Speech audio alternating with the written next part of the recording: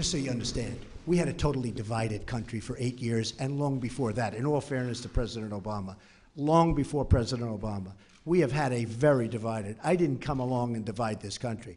This country was seriously divided before I got here. Very simply, you said today that you had the biggest electoral margin since Ronald Reagan, 304, 306 electoral votes. In fact, President Obama got 365. Well, I'm talking about Republicans. President Obama 332, yeah. and George H.W. Bush 426 when he won as president. So why should Americans trust? Well, no, I was giving that information. I was just giving. We have a very, very big margin. I guess my question is, why should Americans trust you when you accuse the information they receive of being fake when you're providing information? Well, I don't know. I was giving that information. I've seen that information around. Are you gonna include the CBC, Mr. President, in your conversations with your urban agenda, your inner city agenda, as well as? Am I going to include? Are who? you going to include the Congressional Black Caucus and the Congressional? Well, Hispanic I would. Caucus, I tell you what. Do you want to set up the meeting? Do you want to set up the meeting? No. Are they friends of yours? I'm just a reporter. No, set up the meeting. I know some of them, but I'm sure. Let's go set up a meeting. I would love to meet with the Black Caucus. I think it's great, the Congressional Black Caucus. I mean, it's story after story after story is bad.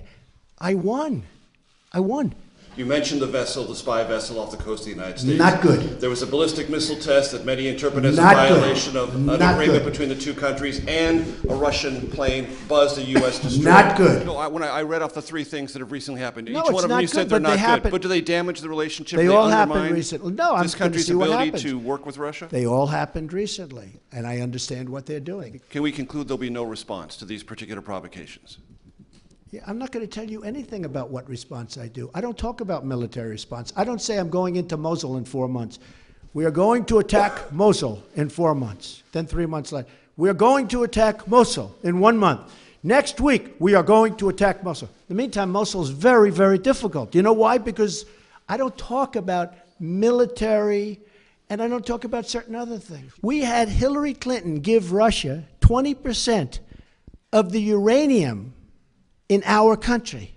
You know what uranium is, right?